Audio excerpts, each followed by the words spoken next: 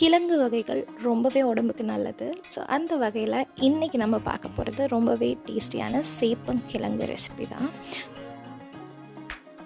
சேப்பங்கிழங்கு நல்லா குக்கரில் பாயில் பண்ணி அதோட ஸ்கின்னை எடுத்துகிட்டு இந்த மாதிரி நீல வாக்கில் கட் பண்ணி எடுத்துக்கலாம்.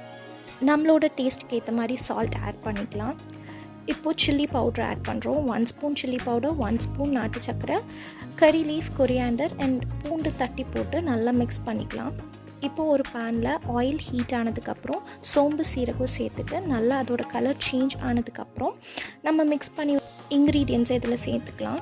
ஸோ அந்த மிக்சர் எல்லாமே இதில் ஆட் பண்ணிவிட்டு நல்லா ஸ்ப்ரெட் பண்ணி அதை நல்லா ஃப்ரை பண்ணிக்கலாம்.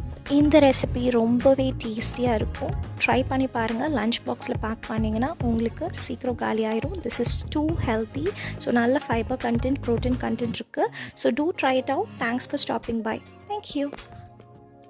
For more such videos, please subscribe